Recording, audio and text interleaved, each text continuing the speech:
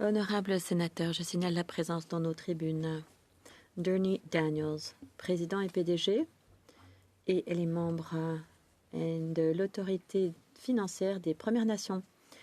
Ce sont les invités de l'honorable sénatrice White. Au nom de tous les sénateurs, bienvenue au Sénat du Canada.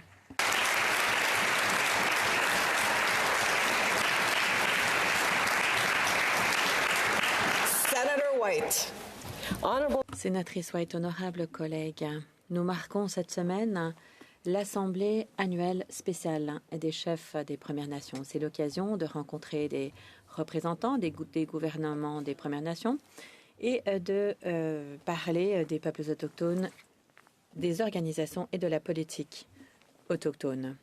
C'est pour moi un privilège de pouvoir mettre en exergue l'importance du travail effectué par cette autorité.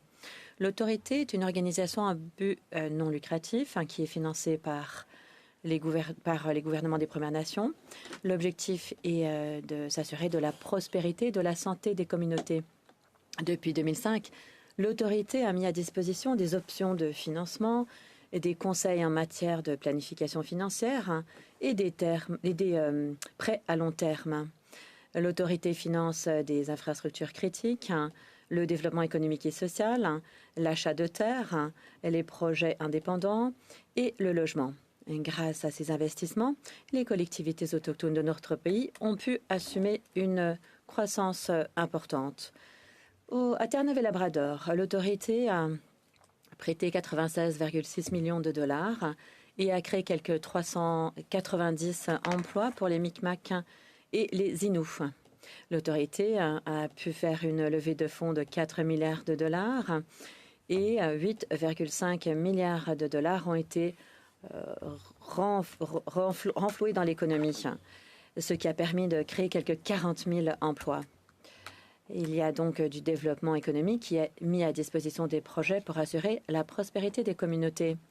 Ernie Daniels, président et PDG de l'autorité, et résident de la Première Nation Salt River.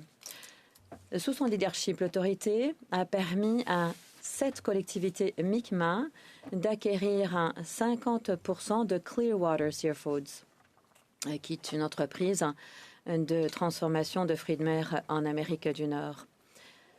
Monsieur Daniels a mis à la disposition des organisations des Premières Nations son expertise pour renforcer les collectivités de notre pays et pour assurer leur développement économique.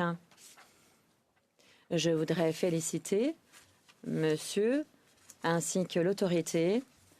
Merci à mon ami qui vient de ma province. Merci de votre leadership, de votre vision et de tout ce que vous avez fait pour transformer la qualité de vie des peuples autochtones de notre pays. Merci. Voilà, Lynn.